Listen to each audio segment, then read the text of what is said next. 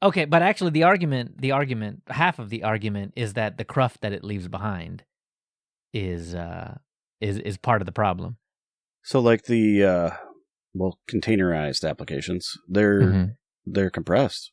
Snaps are Flatpaks? I think they have compression too. Well, then when do they what? They may do it on install, right? And so they don't live on the disk compressed. As snaps should. Probably, yeah. Yeah, if you're not using... Well, so like it keeps the old version and a new version, the current version, right? Yeah. I think the old version should remain compressed until you need it, until you reverted to it, and then, maybe not compress that anymore. So keeping your standby compressed, it's a cold spare, if you will. Right. Okay. And does Flatpak does that? It keeps the last one too? I don't think so. Yeah, I think so. No? Does it? I don't know. I guess we got to find out.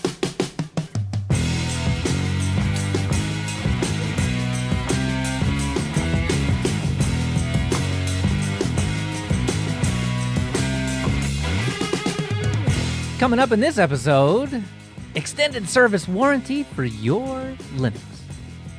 10,000 tabs made easy, and a Chrome fire sale.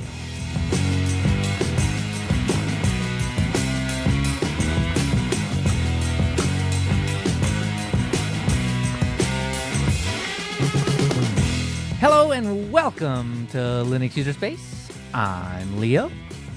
And I'm Dan. And Dan, I've got a conundrum. Let me try to solve that. Okay, good, because I have very little runway to do this. By the time the next episode is here, I will have had to have made a decision. And this is my server that I set up in December of 2020 has been running on an Ubuntu. And around December of 2020, that was 2004. Which makes total sense. Right, of course. The most recent long-term support release of Ubuntu available to me at that time. Sure. That's what I installed. And I kept it up to date, and I kept it up to date, and I kept it up to date, and wouldn't you know it, it's been 5 years. So here we are. We're at a crossroads. Yeah. I recently saw the Ubuntu 2404 end of life announcement. And they mentioned, what did they say? May 16th, something like that. It's mid-May sometime. And I need... Close to June, probably, yeah. Focal Fosso will reach the end of standard support in May 2025, also known as end of life. Yeah. And okay, so I'm going to guess a couple of weeks, something like that. I've got a little bit of time. And, even after the end of life date... I mean, you could stretch it for a week. I mean, it's not internet facing, right? So it's not like I have people beating down my door, probing for vulnerabilities or anything like that. So I could stretch it even longer. Even a month. I mean, because let's be real, people don't necessarily update their stuff daily. Ever. I mean, that's just silly too, right? Probably a server, you're doing that once a month or... That's about right, actually. Bi-weekly. So would you notice that you didn't update it like day one? No. One and actually, but the first month after that, you're going to notice because it's not going to work anymore. So you want to get there before that, probably. You want to get your conundrum solved. Right. Is it going to give me a message and say something like, your repositories don't work anymore? Or is it just going to come back and say, no updates found or something? It'll be like a 404 error, basically. Nothing found at that. Because it's a URL. It's a web server that's serving up the repository stuff, essentially. Okay. And so it's all web-based, gets and whatnot. So it's going to give you like a 404 probably. File not found or directory not found kind of thing. Right. Okay. So at least to my nerd brain, the easiest fix for this is to just upgrade to 2204, right? Like it just makes sense. Get the newer modern one. You get 2 additional years of runway. If you chance it and go to 2404, you get 4 more years, or well, 2 additional years, so for a total of 4 years of runway. And then, I could just pack it in the back of my mind and never think about it again, other than, as you said, once a month, come back to it, sudo apt update, upgrade, and, yes, keep going. Stash it in the corner again. Don't think about it. I'm going to say if you do the upgrade thing, and you end up wanting to go all the way to 2404, I would stop at 2204 for a little bit. Just kind of, take a look and see what the land looks like and make sure things are working the way you want them to and whatnot, so that when you did eventually go on to 2404, you can make sure things were good. So right. I'd stop there for a minute or a month or whatever. Well, So, okay. So now that you say that, maybe I would. That's what I would do, is probably for 2 months, I would go through a full, pull down the 50 or 100 upgrades that you need to get over, that you've kind of accumulated over a month, and then do it again right before you upgrade in a couple of months, right? Before 2404, because you're supposed to do that anyway. That's really good advice. I think that's the best way. It's clean. It works. It could work for you. Okay. So what was your conundrum, though? Okay. Ubuntu offers extended, so help me with this, extended service or server? Service maintenance. Yeah. Yes. ESM. Yeah. ESM. Okay. So extended, whatever S stands for, maintenance, right? Extended maintenance. Mm-hmm. So this would arguably be even easier to deal with, because you just install a key. So you got to sign up for the free Ubuntu Pro 5 machines. So anybody can get 5 free extended ESM licenses, essentially, or whatever, devices. Ubuntu Pro. And that will allow you to run older, more out-of-date Ubuntus for an additional 5 or 6 years. 5?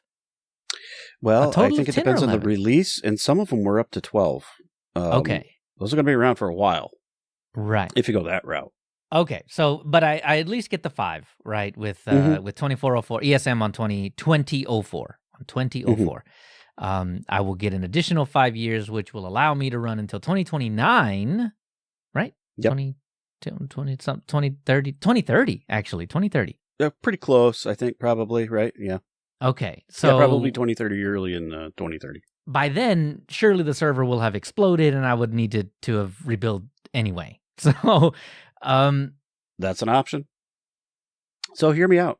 Okay, this is my conundrum, though. I think I'm going to make it worse for you. Honestly, I'm going to muddy the water. Oh God. Okay. All right. I'm going to tell you to both. Huh? Yeah, man. Sign up for both. Sign up for the ESM. And then, do the upgrade stuff, because you're kind of missing out on some of the packages. If you don't. This was actually going to be one of my big questions. Like, if I stayed behind on 2404, what am I missing? Okay, so all right, keep going. Well, tell me. So the other thing that you're missing out on that I think is kind of cool. Not everything applies, but live patch, and so that's basically the kernel stuff gets updated. And you don't always have to reboot depending on what's going on there. So interesting. It's nice to have your kernel updates happen. And, you're only doing the monthly updates, right? So those things are going to take place probably in the background for you. And you'll still have to reboot for some stuff. But for the most part, a lot of patches will happen. And you'll be less vulnerable. Interesting. Okay, because so I know the security side of me says do both. Yeah. Okay, well, that's not muddying the waters. That's an answer. Well, it is. It's not letting you kick the can further, though. Really, I'm not saying I'm not advocating for that. I'm making saying me do all the the update. Work. Yeah, the do the updates, thing. but also sign up for ESM because it can help protect you a little bit. Okay, all right. So do the scary thing, but also sign up for ESM to get access to the live patching thing. Where okay, so you're saying some kernels will just slip on in, and I won't need to reboot, but depending. some kernels, I guess if it's larger changes. Yeah, and it's not just kernels too, right? Because like some other services sometimes need to get restarted before they take effect, if you will. You could the update will kick off some systemd, restart stuff in the background, but some things still stay running. So you kind of do need to reboot in order to get the full effect, if you will. Okay. You'll have less reboots though, so that's why I say that's a good thing. Okay.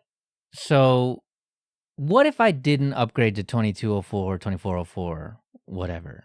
What am I missing out on anything by staying on 2004? Is there some compelling reason? It depends on the application you're running, I think. There could be features that you're maybe wanting that you don't have. The one application that I'm worried about that isn't containerized is just running on the system itself is Plex. This machine has been chugging along doing Plex for me for the past 5 years, and it restarted whenever I updated and rebooted. That's pretty much it. So because I didn't containerize it, though, it's heavily dependent on the system underneath, which means that this is why it's scary. Because I don't want to have to roll back, and I don't want to have to rebuild. Right. So, where's Plex coming from for you? The deb. It's from Plex. From the Plex repository, basically. Right, and it doesn't look like Plex has like an Ubuntu 2004 repository. They just have where they throw the deb. Yeah. And it does indeed look like Plex is fully compatible with 2404, which, I mean, it's compatible for 2004, obviously. 2204 in the middle should be, and because it is compatible with 2404. Well, we're a year past the 2404 at this point too. So I like most of those things that get heavily used, I would imagine, have a 2404 version at this point. Right, and I wasn't looking to go straight to 2404 just right off the bat. I was just hoping 2204, see what happened. That's a good idea. Okay, well, all right. So I guess that's the other question is I have to dig in and figure out if Plex can take advantage of any of the new stack that's in 2204 or 2404. Yeah. Honestly, for server stuff, you could probably just hang out on 2204 for a long time here and be just happy for what you're doing with that machine. Obviously, your desktop, that's a different story completely altogether. For sure. So that's not even, and like depending on the application that you're running too, on a server might depend on the need to move or desire to move. Right. Yeah. For as far as desktop goes, I mean, I ride the Lightning over here with Bazite. So yeah, I mean, it's give me the new, all the shiny. Yep. Just bling. Okay. All right. So I'll have a quick little update about what I decide, but I'm leaning toward hopping on ESM and just riding that into the sunset. You get 5 free, unless you're a member, and then you get 50. Huh. And you're a member. Well, yeah, contribute to the project. So I mean, yeah, that gets you membership, and then that's like one of the perks is they want you. I mean, obviously they want you dog fooding that stuff to test it, and hopefully contributing fixes. So it makes sense. It's one of the member perks. This was basically an ad for Ubuntu ESM. So am I a member now? I mean, I'm not only a member of the Hair Club for Men, I'm also the president, apparently. Okay, so ESM, I just want to see what it's like, honestly, and then I might take you up on that upgrade to 2204 advice, if it seems like in any way Plex might benefit from having a better, newer, slicker stack underneath. You might. The only last bit of advice I have for anyone ever considering doing updates like Here's the good stuff. Here's the good stuff right here. Make sure you got a backup. Yeah. Do I have a backup? We'll find out. I mean, CloneZilla could be your friend. Or even Rescuezilla if you gotta get desperate. Right? You don't have a backup unless you test your backup. And have I tested my backups? Maybe. Yeah. Not. I've been there. I know. I've done things and had them go wrong and then resorted to the backup. Yeah. You like looking at our face? I mean, I do. I mean, you can find it over on the YouTubes and, get the show too, of course. And, ring the bell, like, comment, subscribe, all that stuff, because YouTube loves that. But that way you'll get notified when new episodes come out and the little short things, we shorten up little segments of the episodes. So, if you just want to get that one little thing, you can get that. The other place. I gotta trim that out and then put that out separately because, sometimes people don't have the attention span to listen to a whole hour of our ramblings. But, That's fine. You can catch the little short bit. The other place you can catch the little short bits and still see our faces is over on Tilvids. Tilvids is edutainment, and that's where you catch all the history. So, they're a great sponsor for us, so you can find us over there. It's a Fediverse thing, too, by the way. That's right. So you can find us all over the Fediverse. But, okay, are we going to put the Flatpak Snap investigation over there? I think it's science, so, we have to. It's science. It's for science. We got to know. Are the bloat people right? Right. I have my doubts. Yeah. It might not be as bad as you think. We're going to find out. Anyway, if you really love us, because we love you, you can give us $1 or $2 over on Patreon. Join the community over there. You get some perks for your dollars. You get the worst of us fastest. Because you can catch the whole blathering over there when we post the raw session. Yeah, I think I clocked us at about 45 minutes or so before we started. With nothing, almost. Yeah, before we started talking about the Ubuntu stuff. It was a good chunk. So you can catch all the sausages, how it's made, over there on Patreon when the episode gets released early. You get early release episodes, actually, the cut one that Leo trims up and makes pretty. Yeah, the one everybody gets, but in like high quality too. So yeah, so you can get the high quality audio as well. So if you want the really good stuff, you can hear the full range of our voices. You can get that as well. All kinds of perks. You can join our Discord in a special patron place as well. So lots of stuff, lots of perks. And interact with all the community.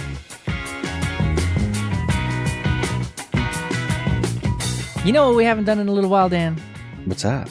We haven't watched the browser. This is Browser Watch. I'm ready. Buckle up, folks. We got lots of browser stuff. Lots. One thing that people have been clamoring for over on the Firefox side has been vertical tabs. That I don't know that we actually reported that came out maybe like a month ago. Yeah, about a month ago. Yeah. Mm-hmm. Right. That's not what I have written here because it dawned on me that I don't think we talked about vertical tabs, but vertical tabs are actually no. Okay, maybe we did. I think we might have mentioned it, but I don't know that we really discussed it, like how much I love it, because I do. Do you really? I think I've grown in love with the vertical tab thing. Interesting. And so, like, not like the big bar that sticks out there but like the little trimmed up thing. It's like small, right? And it just has the little icons and stuff. I don't know. It really cleans the real estate, I think. You're right. Well, I think actually one of the things about having a taller screen is that you're not so encumbered by all the tab junk and stuff across the top. Yeah. And I think maybe that kind of it encourages me to not use vertical tabs. Mm. Or maybe it's just the fact that I've been using since tabs were invented. At the top. Who invented that? Would be an interesting history to go into now, wouldn't it? Who invented the tab? Was it Netscape? Was it that early? No, but it may be. That's a good question. We'll have to go dig on that. Because I'm remembering Windows XP and Chrome, and I'm pretty sure Chrome had tabs, like from the very beginning. So they must have existed before then. But vertical tabs is a bit of a newer... That's a newish thing, yeah. There's a few browsers that have that option. Mm-hmm. But I like the implementation done on Firefox. And like I said, I don't really care so much on my desktop because, I got bigger screen, more real estate to deal with. I can have all of the stuff out there. But on my laptop, I love it because, it's a widescreen thing. So I got more horizontal real estate. And so chewing up a little bit of that vertical slice on the horizontal real estate is fine.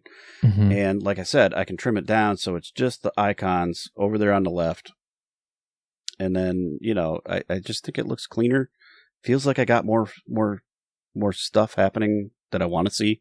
You actually really do, because the whole thing about the vertical tabs is that they should have always been over there in the first place, right? Maybe that would have removed some of the hesitancy that I have with vertical tabs in the first place, because as screens got wider, web pages tended to not. They still have most websites, especially websites with lots of text on them, still have this huge buffer zone on the left and the right hand side of the page. Yeah, a lot of pages do. Yeah. It's like you go spend like a gajillion dollars on one of those super duper wraparound widescreen monitors or whatever, and it makes no difference. Got a whole bunch of horizontal space that's useless unless you're tiling things together, which I also do. And still, it gives you more space for that, I think, as well, in a way. Yep. So I'm good with the vertical tabs. I kind of like them. But you've kind of been tinkering with them for a little while because you mess with Vivaldi too. Yeah, Vivaldi's got stuff that's on the vertical as well. Yeah. Mm-hmm. So and they can do the vertical tabs and all of that stuff. My one, it just takes some getting used to, right? I forced myself to kind of play with it a little bit to see if it's really going to stick for me or not. Mm-hmm. But one thing that really bothers me is that you cannot adjust. Okay, so in Firefox, you can pin it. Well, in most browsers, you can pin a tab. And it shrinks down to teeny tiny over here, and you're just kind of looking at the icon to know what it is. But what's really cool is that I can pin like a bunch of them, even if they're repeated, like say Mastodon or something like that, right? It would be the same icon if I were logged in. 2 different instances or something, yeah. Right, but with Firefox, I have the multi-account containers, which puts a color on top of that, so I can differentiate by color and icon. I know what's going on back there. Well, one of the things that you lose when you go to vertical tabs is you can only have like 5 pinned tabs before you have to scroll. Like you have to scroll up and down to see all of your pinned tabs. That's a non-starter. I have like 8 at any given time. Like I'm logged into all this stuff for Linux user space, and I'm logged onto it all again for myself. So I have quite a few that just kind of live off to the side or whatever and go to sleep most of the time. Yeah. But having that extra step of kind of tinkering with it before I can get to some stuff is a bit annoying. Whereas using horizontal tabs, the standard style tabs, they just grow and grow and grow and grow. They do, and grow. And then you're left with the rest of the space to have regular tabs. Right. Well, until eventually you get it so that it's only available in the drop-down thing because you have so many. Well, see, and if I have too many pin tabs, that happens quicker, and I don't like that. I don't like that either.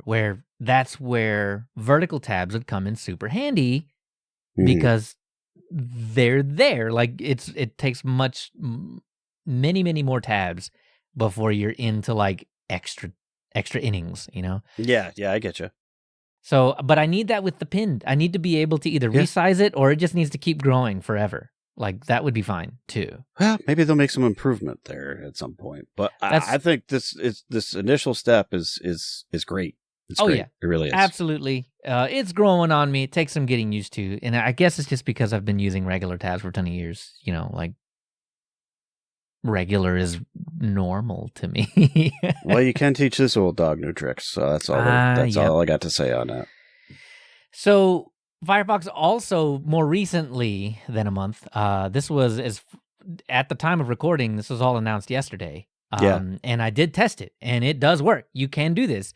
Tab grouping. So you can now take, say, you're shopping for a TV, and you got 18 tabs open, trying to compare this LG TV to that Sony TV to that Philips TV to that, on and not Samsung, whatever.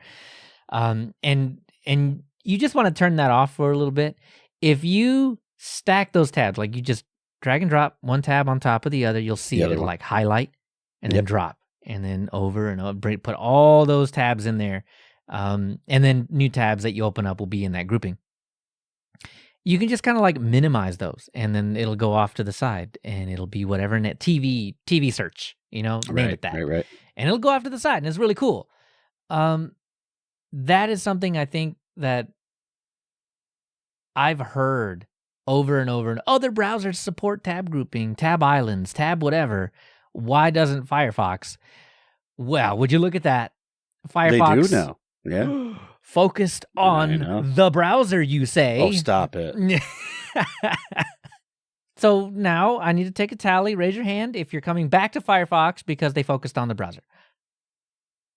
I just kidding. I can't. I never left, so there you go. I can't. I guess I can only put my hand up because I never left. Yeah, but yeah. So this is gonna, like you said, encourage folks to just leave 10 bajillion tabs open. I can't understand these people. I don't get it. And even after they explain it to me, how they handle it, which just sounds horrific to me. This is going to encourage them to leave all their tabs open even more because you can sort them now, but there's still 10 bajillion tabs open. Yeah. I still don't understand. Like it's a graveyard. It's a graveyard of things you're never going to look at. I don't know why you don't just use the bookmarks. It's the same thing. Oh, bookmarks are so old. So 1998. Yeah. So, you know what it is. I think Mozilla has gone in with the manufacturers that produce RAM. So it's gonna enable RAM sales. That's what it is. They got to get the money kickback somehow. This is the way to do it. I didn't have Micron Mozilla merger on my 2025 bingo. That's got to be what it is, right? This way you can just expand, and never have to refresh your page or reload it or anything. We're good. We don't have to worry about them sleeping or anything either. They'll just always be ready and cached up and ready to go. Oh man. Well, between vertical tabs and tab groups, man, these are things people have been clamoring for forever. Yeah, a long time, yeah. Right, and both of those things you could have gotten done with an extension for a long time. It's nice to see it native. Yeah. That's exactly where I'm at, right? Like, I don't like having to install uBlock Origin. I kind of just wish somehow it just came that way. Right. Because there's only so much that total cookie protection can possibly do for you. It helps, but yeah. And it doesn't kill ads and restructure my website around them. So, But speaking of cookies, though. And crumbling them. Not in Firefox. Not in Firefox. You remember years and years ago, there was this thing called the GDPR, and as a result of that, web pages, whether they needed it or not, ended up with these stupid little banners down at the bottom or the top or in front or on the left or on the right or just in your face. There were these little... So interactive. You have to click the right things in the right orders and... ugh. So it's like, hey, can I store cookies on your machine? And you're like, no, and it does it anyway, right? So those banners... Brave is now working to get rid of them. There are extensions out there that can help you do this. But speaking of native, in the browser is going to be a native. They call it the cookie crumbler.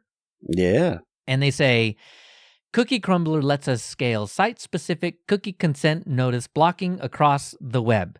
It uses open source LLMs to automate detection, which lets us identify cookie consent notices across all sorts of site-specific variations, including non-English notices. We chose an LLM-based approach to automate the task of identifying notices for a few reasons, among them.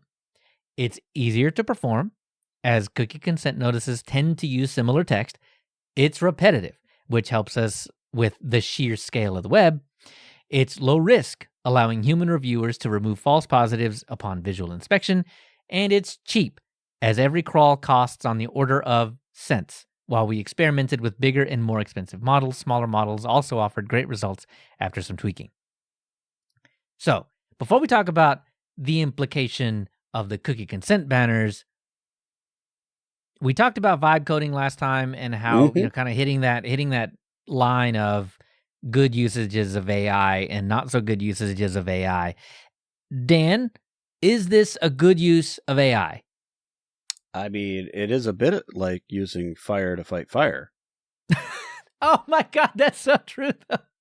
Two things we don't want, and we're just going to make them fight. Yes, this is great. I mean, it's kind of like BattleBots. Just throw them in the ring and see who prevails. Sparks flying, AI LLM screaming, fire.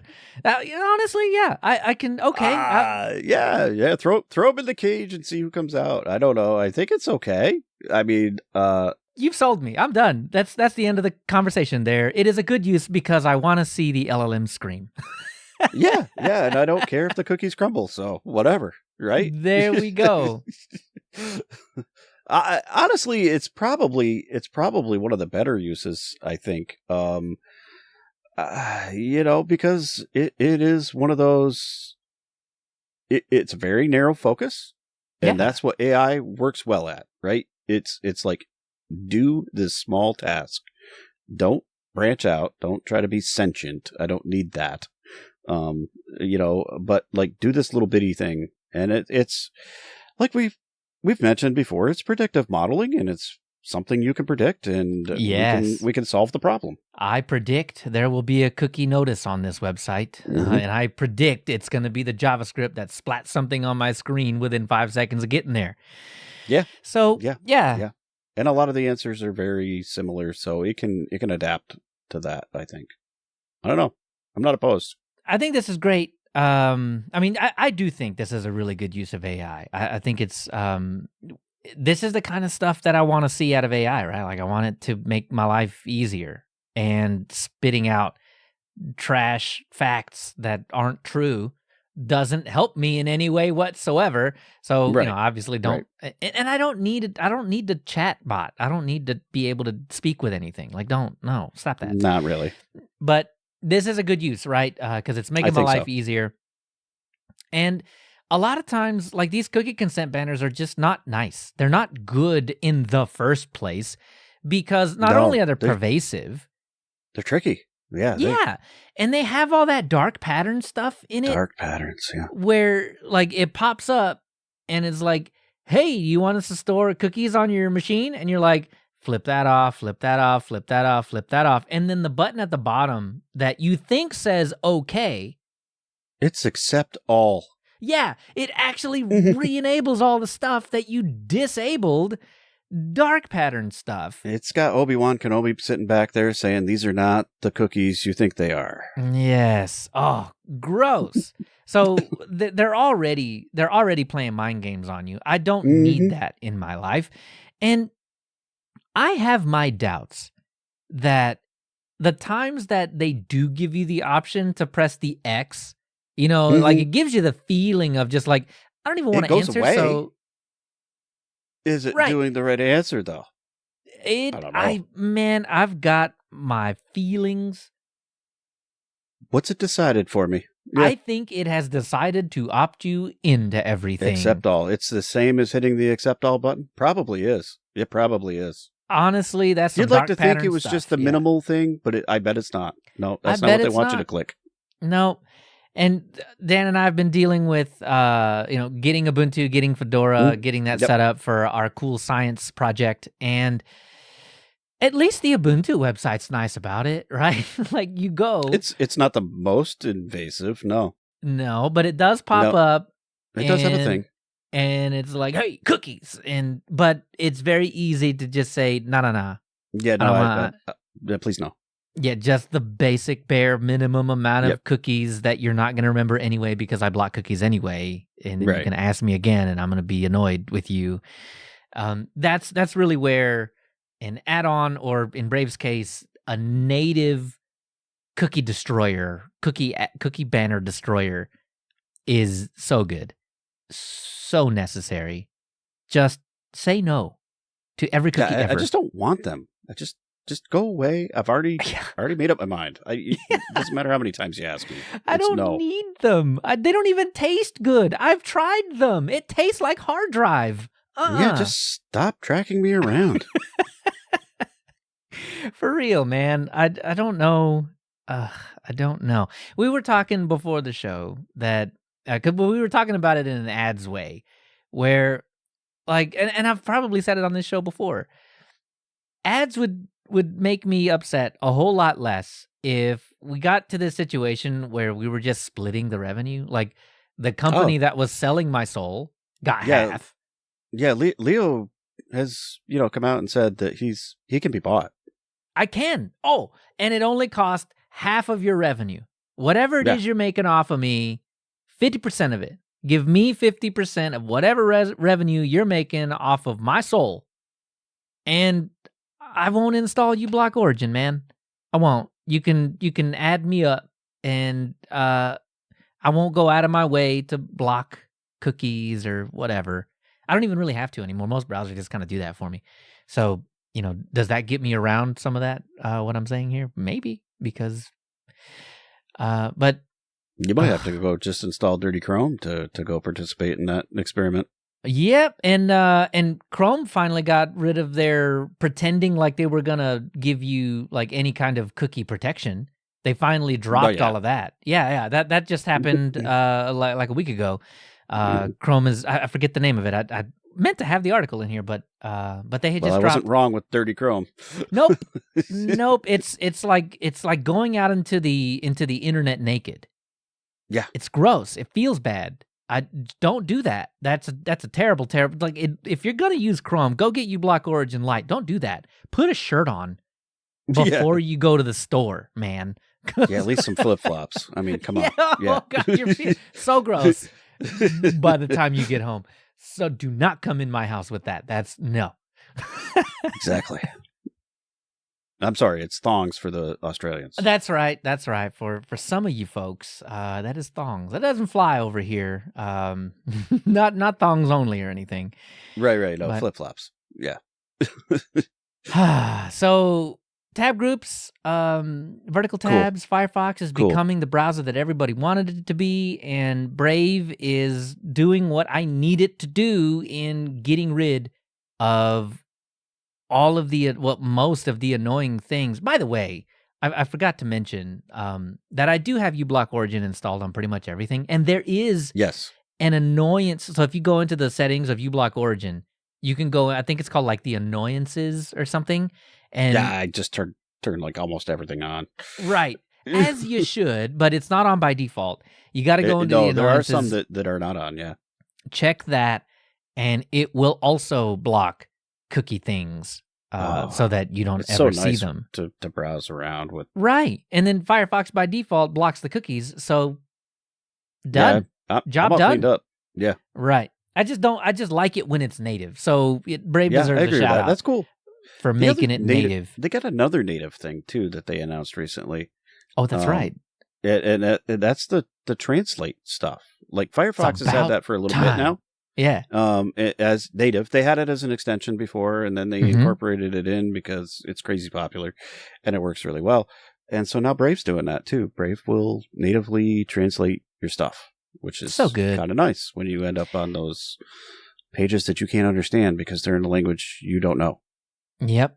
I mean, we've been saying for a long, long time that browsers are about as complex as an entire operating system. So it's a good thing that now our operating systems inside of operating systems can now translate from other languages, which means we are now able to be exposed to even more content, more ideas, more things that I would call it an accessibility feature in a way, because it is. It gives you accessibility to things that you didn't have before. That's right. Can it translate some of the gobbledygook that people put in Discord for me? Like, I think it's still English though. So is it like typoed English to regular English? Do you think it could do that? I don't know that it does that. I don't know that any of them do that. But might need an LLM for that one. I was going to say that's where AI could come in and clean that up for you. Yeah, translate from huh? Yeah. Yep. Oh, man. So it's good to see. We haven't done one of these browser things in a little while. I'm glad that we did it because these are some really good things. And I really do hope, not tongue-in-cheek, not just being facetious. I really do hope that some of these features that Firefox is implementing really does actually bring people back into the fold of Firefox. Yeah, they're doing the stuff that you were asking for. Bringing the features back to the browser. That's right. PWAs, I don't think that's implemented yet. That's not coming. yet. That's still in beta or alpha. I'm not sure. But it's I'm coming. Excited. Yeah, I'm excited for that.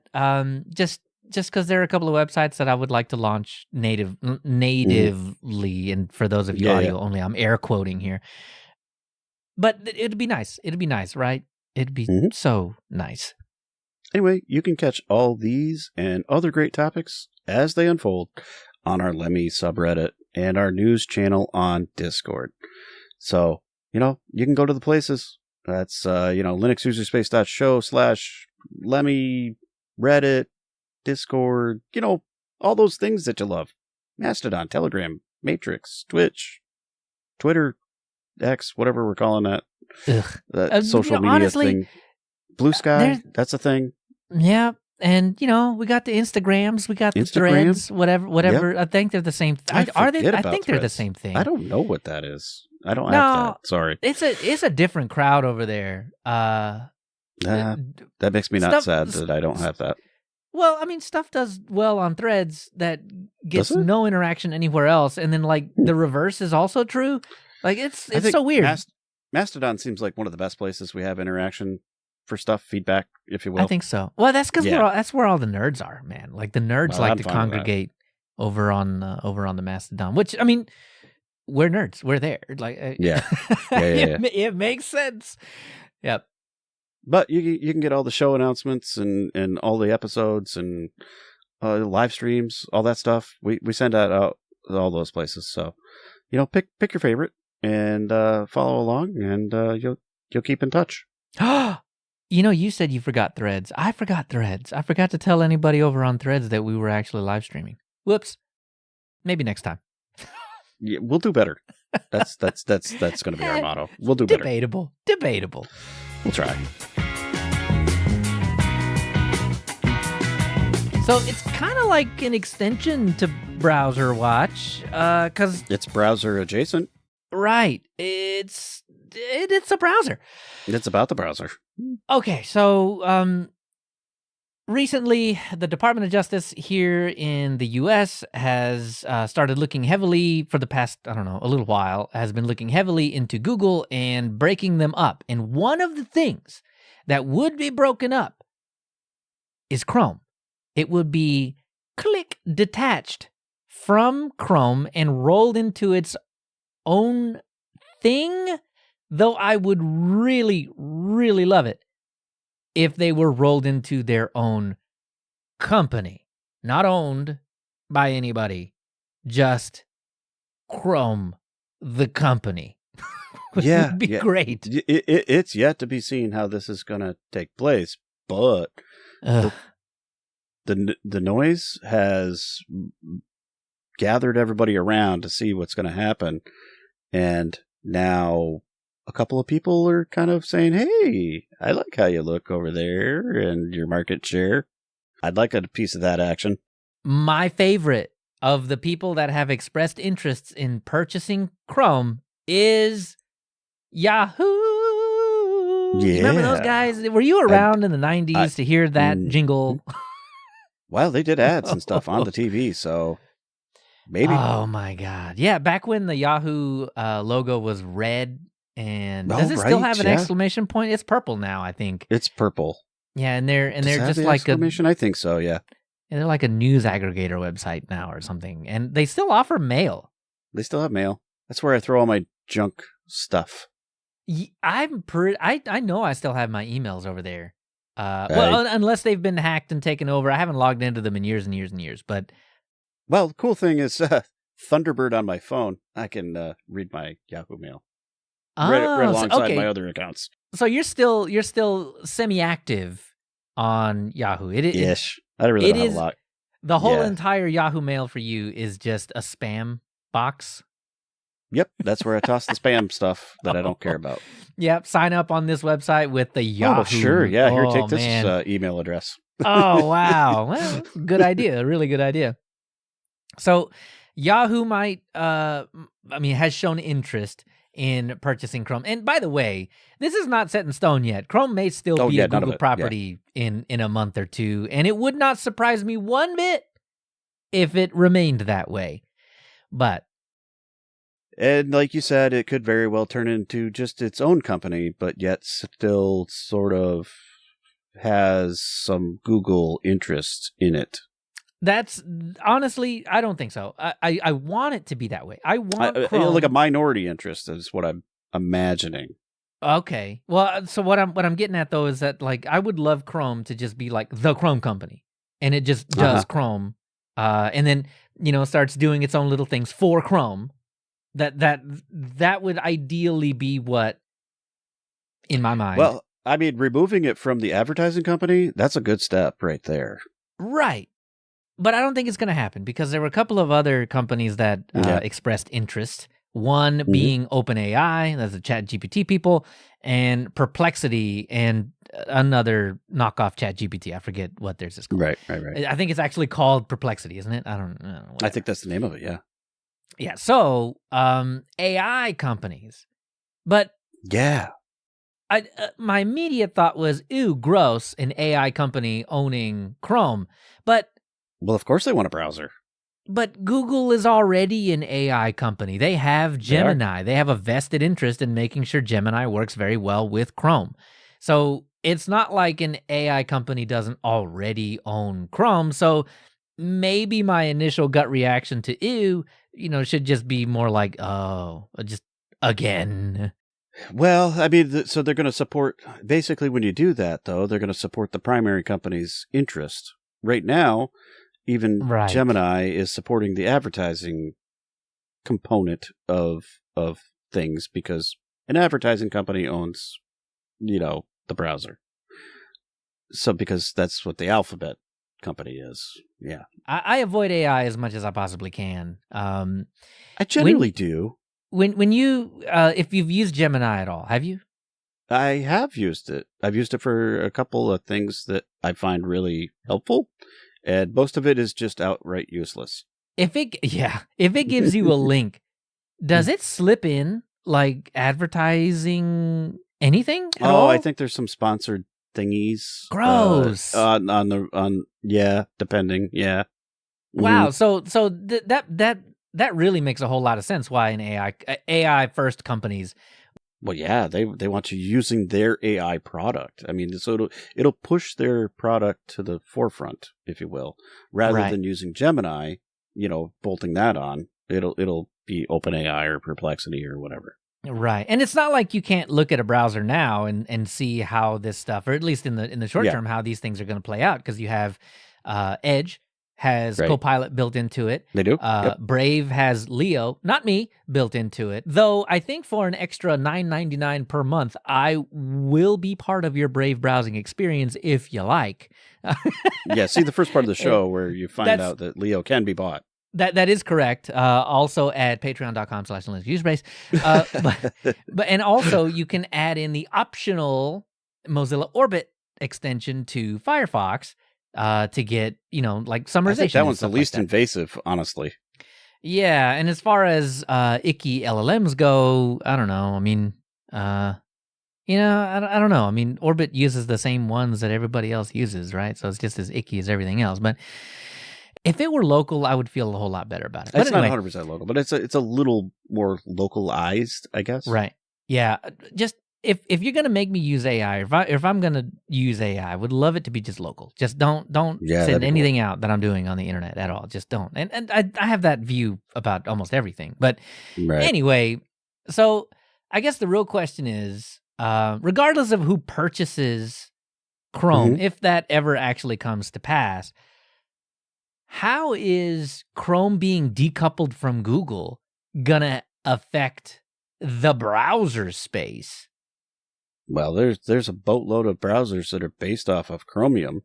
Right. So they're gonna be married up to whatever company takes a hold and is doing the development there onto, I feel. Right. So, okay.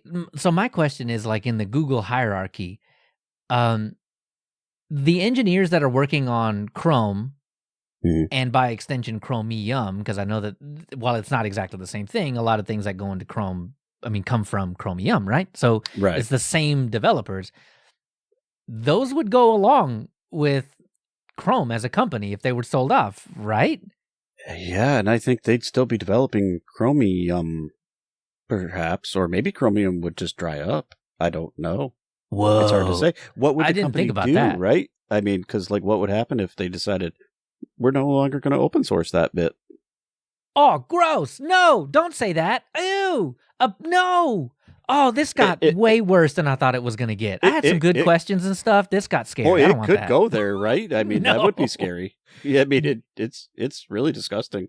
Okay, assuming not doomsday. Let's say that doesn't happen. Cool. Oh, that would be so bad. Yeah. I don't know. I guess we could. I mean, like, Chromium Chromium wouldn't die, right? Like, no way. Like Vivaldi. I don't know. Opera, Brave, Edge. Yeah, so there's a 500-pound gorilla that's depending on it. What would really be funny is if it just became like kind of how like Google is looming over Chromium. Now it's just Microsoft looming over Chromium, and because when you look at these companies, right, the browser-only companies are not big. They do browsers, and there's not a huge lake of money for browsers. But there's Microsoft's a huge got a boatload. Right. Microsoft owns the lake and the boat of the money. Yeah, they do. And I would imagine, very easily take over. I'm sorry. It's not like they haven't done a browser before. That was what was so disappointing about OG Edge. It was its own engine. It had its own engine. It finally got pretty good, too, towards the tail end. Dude, it was fast. Like side by side with Chrome and Fire. It was fast. And everybody had abandoned it by that point, which is why Microsoft ditched it. But it was really good. Yeah, right. And it's a sinkhole. You don't make money off the browser, so I get it. Nope. But man, this really would be Microsoft's, we're just going to put a bunch of engineers on Chromium and we're going to, a little commit. Well, I think here, they're fairly dependent there. on it at this point, so. Well, right. It's a big part of it. So yeah, I could very easily see that. But Microsoft is really bad at it. So I think we come back around to, what if Chromium dies? Ooh. Okay, well, you had mentioned something pre-show that really kind of struck a nerve with me. But you had asked if Google would still be married to Chrome, even though they're not like the same company anymore. They need a browser to get to their search engine. Right. And their YouTube and their, the list goes on, right?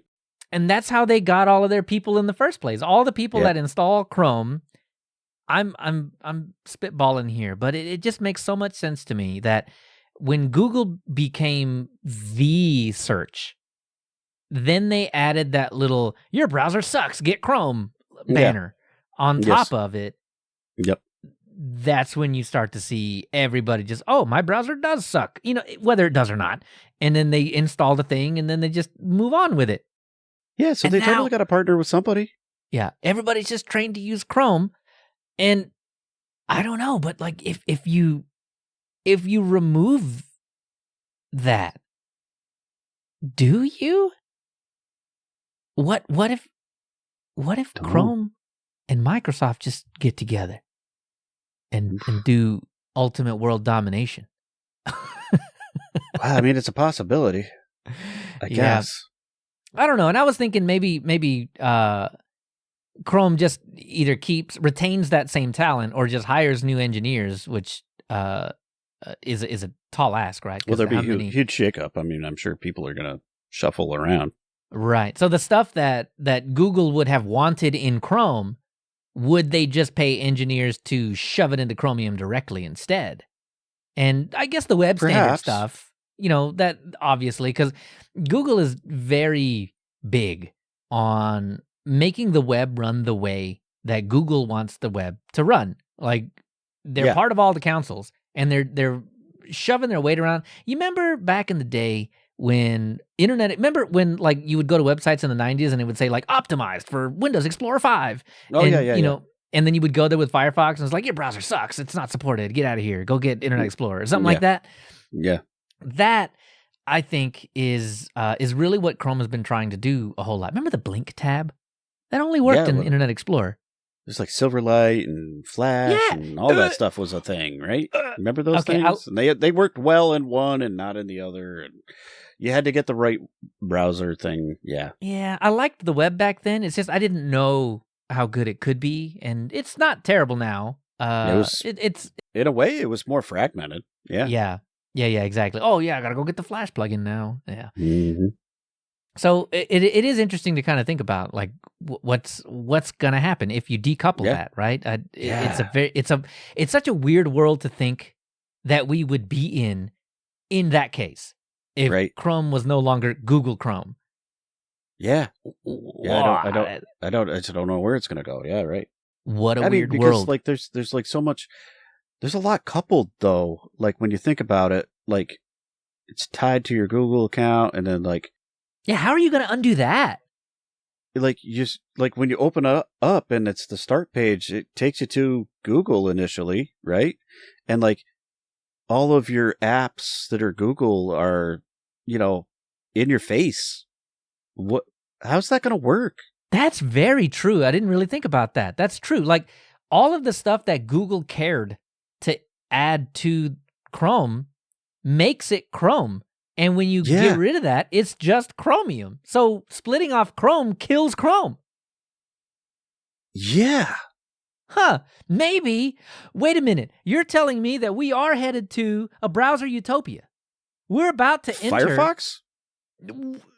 Yes, but Chrome being dead kind of creates a vacuum in which Firefox might get a little market share, go above 3-4%. Terrible. They might get to 10%.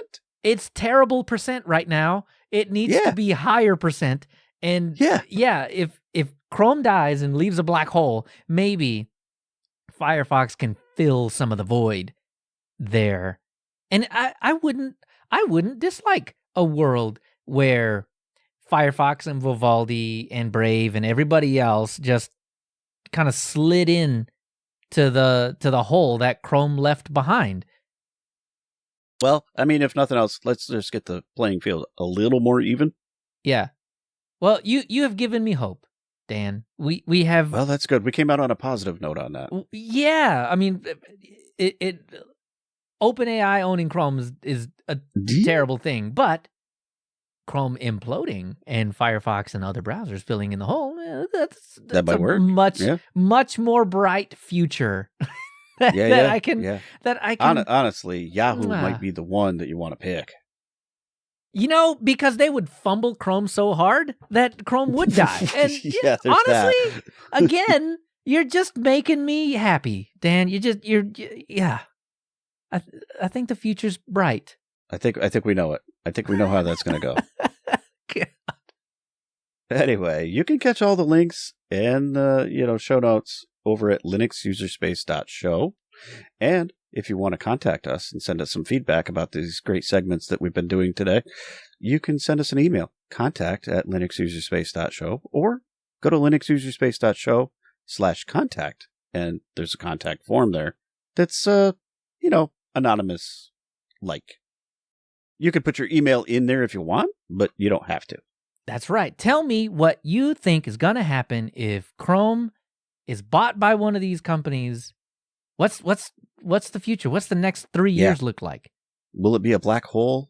I mean, that Firefox settles into? Or I hope. One can hope. Or will it be worse? Let us know. It's 2025, Dan. It's worse. Whatever it is. Probably.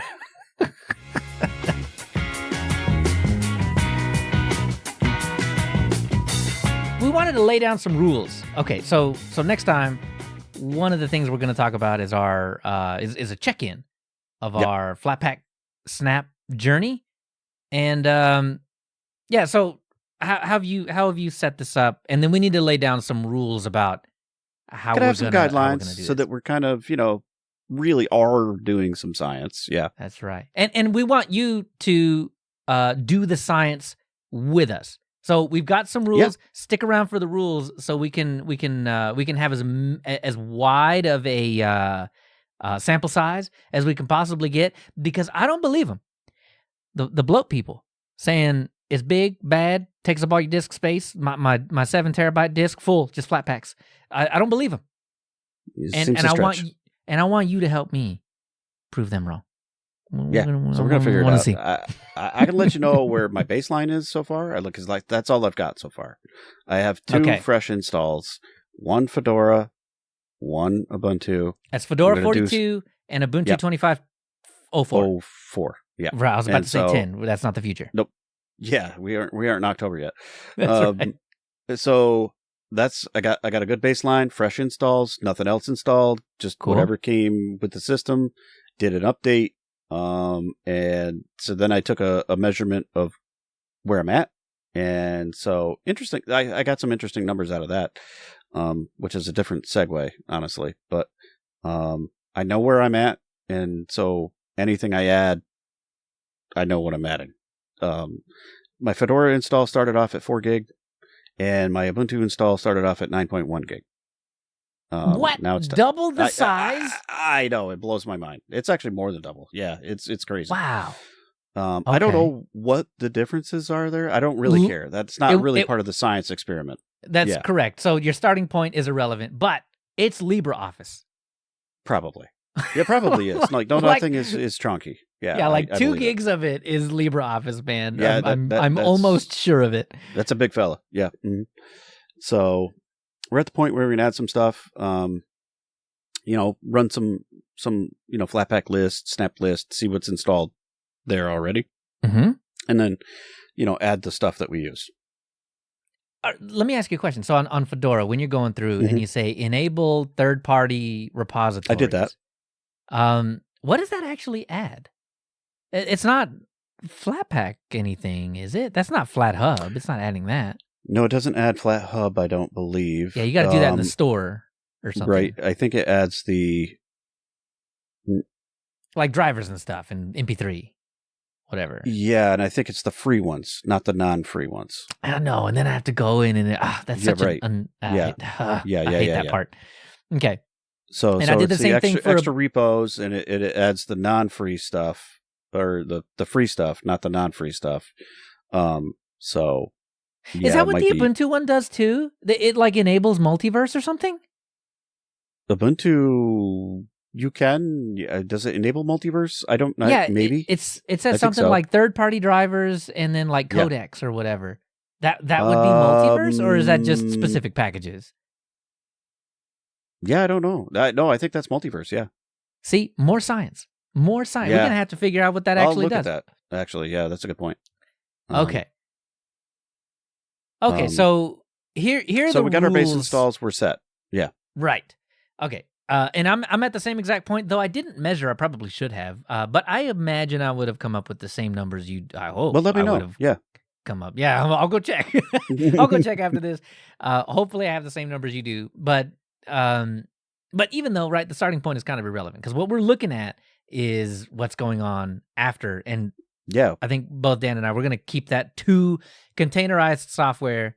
That way we don't mess with our base, right? The only thing that happens on the base, because we're not using atomics or anything like that, just the raw regular versions, is going to be system updates. Yeah. But even on top of that, we're going to look at how to pull out just the snap stuff, just the Flatpak stuff. So here are the rules. Here's how we're going to try and maintain the integrity of our science experiment. So, Dan and I are not looking at installing the exact same softwares generally. There's going to be some overlap because we both use Telegram, we both use Discord, we both use Matrix, whatever. So, applications for that, obviously. But we're not containing it to that. We're just looking at whatever flat packs or snaps that we're going to be using on a day-to-day, or in my case, I'm going to install anything that I may actually use ever at all. Right. Yeah. But want to get them all in at the beginning so you can start measuring. So first thing you do after updates and reboot, install all your apps. Then that's my next step. Yep. Yes. Then I know I don't know if we'll want to do it with a system D timer or a cron job, but I don't know if it matters. I think you're gonna end up with the same result, because all we're doing is writing a log, and that is essentially to run du, the disk usage counter utility, to look at the directories in Ubuntu and Fedora that house these containerized applications, right? So on the first night, it'll be one size, and after you update, it should grow, because I know snaps keep a second copy, right? Like the previous version. Yep. And I don't think we came to a consensus if Flatpak does. We didn't. We didn't come to a consensus. We've got to consult the docs, I think, on this. Yeah. Or just pay attention. You remember what I said? The reason that we're doing this is because I didn't want to have a lot of work to do, because I got things coming up or whatever. And then now that I'm looking at this and we're like, science project, now there's a lot of work to do. There's a lot of work to do now. Okay, well, said I'd do it. Here we go. So yeah, I want to write a script. I can script. It's going to be a one-liner thing, right? Like run du, move that line off on into this folder, a text file. Yeah. So I'll share whatever we come up with. I'll share that so that everybody can run the same exact thing. We get the same general result. And before that, like maybe an hour before that, you want to just run your snap or Flatpak updates. That way. Right. Well, snap's going to run in the background if you leave it running. It's going to do it on its own. Right. Okay, cool. So this would just be more of a formality for snap at least. But for Flatpak, I think you need to run them. Yeah. So, and all of this is because obviously it's for science, Yeah, and obviously here we're measuring the application size growth, not your user data, because that's going to cache all the things. It's going to cache, like if you use Telegram, it's going to cache all the images and all kinds of stuff. Same with your browser. That's caching a whole bunch of stuff and storing that as well. Yep. So I don't care about that, because I don't care about how much you surf the web or how many chats you're in or any of that stuff. I just want to know how much the application grows. Exactly. So that's why we're going to hone in on that with the du command, just to look at the application folders as opposed to everything else.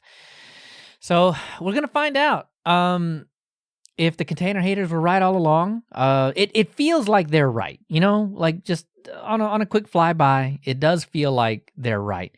The hard part about proving them right would be, it's really hard to have an RPM deb type system control, to have to have the same applications, because even though you're installing it from a repository from the same place, there's no guarantee that all the applications are going in the same exact spot. Well, all the dependencies are kind of sprawling all over too, right? Depending on how many libraries you got, they go into a different place, and then the application's in a bin, and it's like, it's problematic to map out where it all goes, and so therefore you can't really get a good, concise measurement on how much it is. Right, you'd have to rope in the repository admins. I mean, where does everything you can go measure now? each thing that you're downloading, but they come down compressed and they uncompress on install. Right. So you're not actually measuring it accurately. Yeah, problematic at best. But I guess the cool thing about all of this, though, is that, and this is where the time-consuming part is going to come in. We're going to learn the tooling. Like we don't have a choice. we're gonna learn the tooling. Yeah. We're gonna answer the question. We know Snap does, but does Flatpak keep like a cold standby? Like, if the new application doesn't work, can you easily roll back to the previous one, or does it get rid of it, or does it override it? I don't know. How do we even know the answer to that question? We're gonna have to find that out. So there's a few questions. I know. Those are some of my initial questions, Right. and I know more questions are going to come up along the way. So hopefully, by the time that we're done with this whole journey, we'll be pretty smart about them there flat packs and snapperoonies, and we'll know. We'll have answers. We'll be able to speak on this topic with a slight amount of authority and still be wrong. Yeah. Yeah, it'll be like Radio Shack. You have questions, so do we. Yep. I miss that place, though. So, next time we'll check in, but also we'll have some more topics and hopefully some feedback. So, send us some emails. Let us know what you think about the Flatpak Snap thing. Let us know what you think about the Chrome possible acquisition. Let me know. Definitely Spicy. do tell me that you're now running Firefox again because it has all the features that you want to, that you want. And of course, a few thoughts, whatever else we can cram into the show, all that stuff. But in between shows, catch us on Twitter, Mastodon, Telegram, Matrix, Discord, all the places, Instagram, whatever. Give us your suggestions on our subreddit over on our Linux user space, our Lemmy over at lemmy.linuxuserspace.show.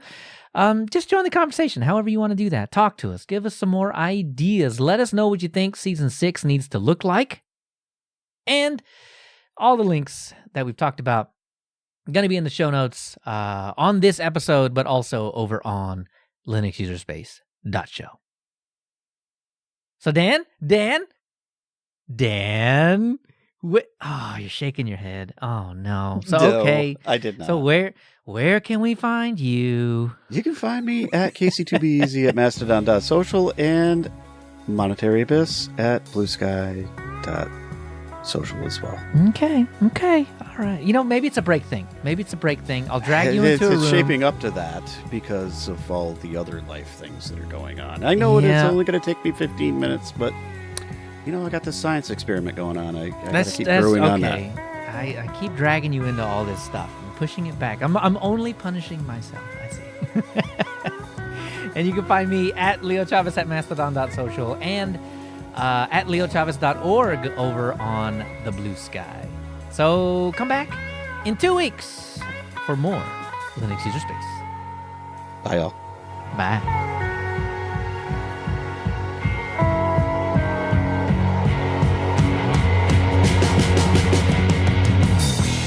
Not 15 minutes, 30 seconds. It takes more time to copy paste the key into the space than it does to actually set it up. I gotta log in and do some stuff. Yeah. Multi-factor. Actually, that's it. You're not wrong. That is probably the longest part. That's the stuff that takes me the longest. Yeah, absolutely.